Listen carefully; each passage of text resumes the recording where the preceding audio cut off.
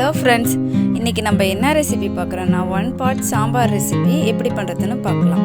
வாங்க வீடியோக்குள்ளே போகலாம். இப்போ நம்ம எல்லாமே குக்கரில் தேவையானது கட் பண்ணி போட்டுக்கலாம். ஒரு வெங்காயம், 2 தக்காளி, 4 பச்சை மிளகா, பூண்டு ஒரு கட்டி, ஜீரகம், மிளகு இது எல்லாத்தையும் குக்கரில் சேர்த்து 1 கப் பருப்பு 200 கிராம் அளவுக்கு துவரம் பருப்பு எடுத்து கழுவிட்டு இதிலே சேர்த்துக்கலாம். 200 கிராம் அளவுக்கு துவரம் பருப்பு எடுத்து கழுவி இதிலே போட்டுடலாம்.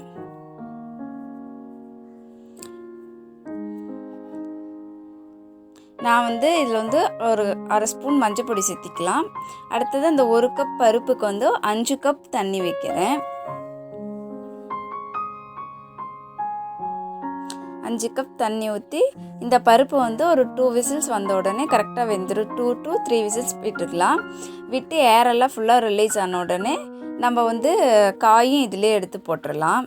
விசிலெல்லாம் அடங்கினோடனே காய், கத்திரிக்காயும் உருளைக்கிழங்கு நான் கட் பண்ணி வாஷ் பண்ணி இந்த பருப்புலேயே சேர்த்திக்கிறேன். சேர்த்து இது ஒரு 2 to 3 மினிட்ஸ் கொஞ்சம் வதங்கின உடனே காரத்துக்கு நம்ம ஏற்கனவே பச்சை மிளகா போட்டிருக்கோம். இதில் சாம்பார் பொடி மட்டும் ஒரு 3 டேபிள் ஸ்பூன் போட்டிருக்கேன். அடுத்தது இந்த குழம்புக்கு தேவையான அளவு உப்பு போட்டுக்கலாம். உப்பு போட்டு இந்த காய் நல்லா வேகட்டும். வெந்ததுக்கப்புறமா நம்ம புளி கரைச்சி ஊற்றிக்கலாம். காய் ஒரு 5 மினிட்ஸ் வெந்தாவே போதும். கத்திரிக்காய் டக்குன்னு வெந்துடும். காய் வெந்ததுக்கப்புறமா ஒரு சின்ன லெமன் சைஸ் புளி எடுத்து கரைச்சி இதிலே ஊற்றிடலாம். ஊற்றி புளி ஊற்றினோடனே ஒரு 5 to 7 மினிட்ஸ் நல்லா ஹை ஃப்ளேமில் வச்சு குழம்பு கொதிஞ்சோடனே நமக்கு தேவையான கன்சிஸ்டன்சி வந்துடும். நமக்கு தேவையான கன்சிஸ்டன்சி வந்த உடனே நம்ம குழம்புக்கு தாளித்து ஊற்றிடலாம். ஆயில் 2 டேபிள் ஸ்பூன் போட்டு கடுகு நல்லா வெடிஞ்சு வந்ததுக்கப்புறமேட்டுக்கு உளுத்தம்பருப்பு,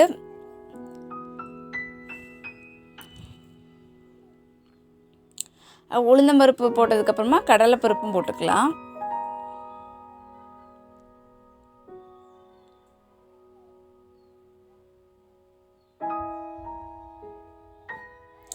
ஜீரகம் சும்மா லைட்டாக அந்த ஃப்ளேவருக்காக ஜீரகம் போட்டுக்கலாம். போட்டு கருவேப்பிலை போட்டோன்னே நம்ம ஸ்டவ்வை ஆஃப் பண்ணிடலாம். அந்த குழம்பு குக்கரில் கொதிஞ்சு வந்திருக்கும். இதிலே நம்ம தாளிச்சதையும் எடுத்து கொட்டி உடனே குக்கரில் மூடிடலாம். அந்த ஸ்மெல் அப்போ தான் அப்படியே சாம்பாரில் நல்லா ஃப்ளேவர் இறங்கும். நம்ம குக்கர் மூடனே ஒரு 5 மினிட்ஸ் 10 மினிட்ஸ் கழித்து அதுக்கப்புறமா குக்கர் ஓப்பன் பண்ணி நம்ம சாம்பார் சர்வ் பண்ணிடலாம். சூடான சாதத்தோட இட்லி தோசை கூட இந்த சாம்பார் நல்லாயிருக்கும். ஒயிட் ரைஸோடு இது கடிச்சிக்க சிம்பிளாக ஒரு அப்பளம் இருந்தால் கூட போதும். ஸோ இப்போ நம்மளோட சூப்பரான 1 பாட் சாம்பார் ரெசிபி ரெடி ஆகிடுச்சு. உங்களுக்கு இந்த வீடியோ பிடிச்சிருந்தா வீடியோக்கு லைக் பண்ணுங்கள், ஷேர் பண்ணுங்கள், கமெண்ட் பண்ணுங்கள். மறக்காமல் பிரியாஸ் ட்ரெடிஷ்னல் ரெசிபியை சப்ஸ்கிரைப் பண்ணுங்கள். தேங்க்யூ ஃபார் வாட்சிங்.